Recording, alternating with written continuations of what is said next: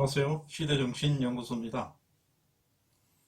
정부가 경제위기에 경기 부양을 위해서 자금을 조달하는 방법에는 증세와 국채 발행이라는 두 가지 방법이 있습니다. 그중 증세는 정권의 생명을 내놓고 해야 할 정도로 어려운 정책입니다. 가장 쉬운 것은 국채 발행입니다. 국채를 발행하여 매도하게 되면 시중 자금이 다시 정부로 유입돼서 국채 금리가 인상이 됩니다. 이런 국채 발행만으로는 경기를 부양할 수 없습니다.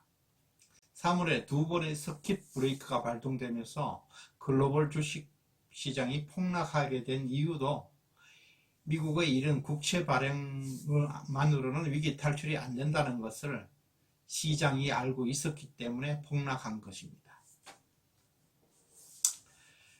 그러나 기는 위에 나눈 놈이 있다고 패드는 코로나 위기가 장기화될 것을 직감하고 안전자산인 금과 달러에 대한 수요가 폭발할 것으로 직감을 하게 됩니다. 그래서 패드는 귀신도 울고 갈 완벽한 지구 방어 전략을 내놓습니다. 이런 완벽한 전략이 단기간에 나올 수 있다는 것이 의심스러울 정도였습니다. 마치 코로나 바이러스가 미국 산이라는 음모론이 나올 정도로 완벽한 것이었습니다. 지난번에는 양적 완화에 대해서 말씀드렸지만 오늘은 패드가 실행한 전략이 얼마나 오묘하고 흥분되는 것인지 보여드리겠습니다. 무제한 양적 완화는 미국 국채를 매수하는 자금은 무한전 방출하겠다는 뜻입니다. 두 번째, 무제한 RP 대출은 미국 국채를 가지고 있는 모든 국채에 대해서는 국채를 담보로 무제한 대출해 주겠다는 것으로 국채를 매도하지 말라는 신호였습니다. 세 번째, 이머징 국가 7개국과 통화 스왑을 맺었습니다. 이머징 국가 통화와 달러를 맞교환하겠다고 하는 것으로서 이머징 국가가 보유하고 있는 국채를 매도할 필요 없이 통화 스왑으로서 미국 달러를 확보하라는 뜻입니다.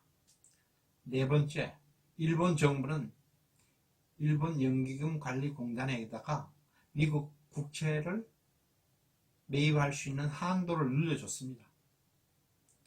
미국 국채를 더 매입하도록 정책 공조를 한 것이죠.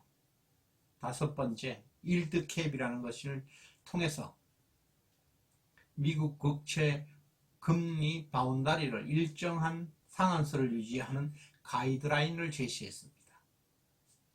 아무리 미국 정부가 국채를 발행을 많이 하더라도 금리가 인상되지 않도록 그 일드 캡 바운더리 내에서 움직일 수 있도록 국채 매도를 방지하자는 의미에서 한 것입니다. 결론적으로 트럼프가 3억 7천억 달러를 국채를 발행할 것이라고 요청했습니다. 아무런 경제적 문제 없이 발행이 가능할 정도로 미국 연준은 패드는 완벽한 조치를 취했습니다. 미국이란 나라가 단시간 내에 이 정도로 완벽한 제도를 만들어낼 수 있었다. 참 위대한 나라입니다. 역시 세계 패권국답다는 것과 또 달리 말하면 정말 무서운 국가라는 것을 한번 느낍니다. 여기서 일본은 왜 미국의 국채를 매수 한도를 확장했을까? 이것에 대해서 한번 생각해 봅니다. 최근 일본이 중국을 제치고 미국 국채 보유 1위 국가로 등극했습니다. 달러화로 된 미국 국채를 매입하기 위해서는 엔화를 매도하고 달러를 환전해야 되는데 이것은 엔화 약세, 달러 강세로 나타나게 됩니다. 엔화 약세, 달러 강세가 글로벌 경제에 미치는 영향은 간단히 다음과 같습니다. 첫 번째, 엔화 약세.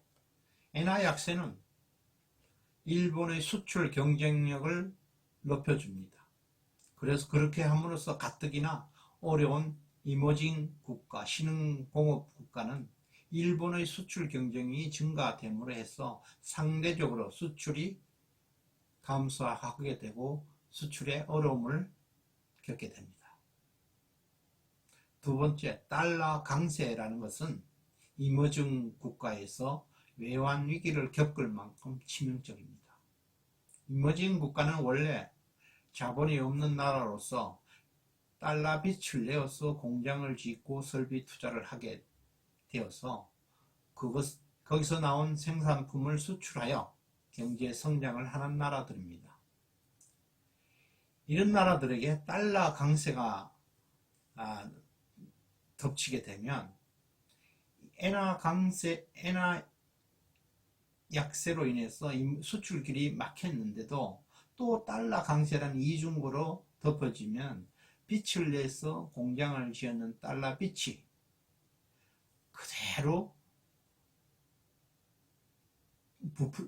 그대로 달러 강세만큼 부담이 높아지면 부채가 늘어나게 됩니다. 그래서 국가 부채는 급증하게 되고 이중적 고통을 겪게 되는 것입니다. 지금 남아프리카 공화국, 브라질, 콜롬비아 등 외환 위기의 징조까지 보이고 있습니다. 정부가 경기 부양을 할 수 있는 것은 재정 정책과 통화 정책이 있습니다. 이머징 국가가 경기 부양을 하기 위해서 재정 정책을 통해 국채를 발행하게 되면 어떤 문제가 발생을 할까요? 과도한 채무 증가는 국가 신용 등급을 하락시킵니다. 그러면 국내에 들어와 있는 외국 자본들이 신용 등급 하락으로 인해서 해외로 자본이 이탈되고 또 해외 자본을 유치하기 위해서는 더 많은 이자를 줘야 됩니다. 그래서 금리가 상승하게 되어서 이머징 국가에게는 자본 유출 또 이자율 상승으로 인해서 고통이 따르게 됩니다. 두 번째로 이머징 국가는 경기 부양을 위해서 금리를 인하하게 되는 통화정책을 실시했을 때 해외 자금은 높은 금리를 찾아서 해외로 빠져나가게 됩니다. 그래서 금리 인하를 함부로 할 수도 없습니다. 달러 부족으로 환차손이 가중되게 해서 자본 유출이 가속화됩니다. 따라서 이머징 국가는 경기 부양 정책을 쓰면 쓸수록 자본 유출 위험이 뒤따르게 되어서 경기 회복을 위한 정책을 함부로 쓸 수 있는 여건도 못 됩니다. 그럼 우리나라는 일본처럼 미국처럼 양적 완화 정책을 함부로 할 수 있을까요? 결론은 매우 위험합니다. 경기를 부양한다고 원화를 막 찍어서 시중에 공급한다면 원화 가치는 하락되고 환율이 폭등하게 됩니다. 외국인은 주식을 팔게 되고 채권을 판매합니다. 그러면 채권 금리와 시중 금리는 폭등하게 되고 자산 시장이 붕괴하게 됩니다. 지금 문제가 되고 있는 부동산 대출의 부실화도 나타나게 되고 가계 부채의 내관이 터지게 됩니다. 그렇게 하여 정답은 일본과 미국과 같은 양적 완화를 우리가 실시하면 망조가 든다 이겁니다. 특히 좌파 정부 문재인 정권의 과도한 추경과 퍼주기 정책은 국가 부채 증가 속도를 상당히 가중시키고 있습니다. 이것은 국가의 신용 등급과 관련이 되어 있습니다. 위험 수위만큼 임박하고 있어서 우리 철저한 감시가 요구되고 있는 상황입니다. 이상입니다. 구독과 좋아요 부탁드리겠습니다. 시대정신연구소였습니다. 감사합니다.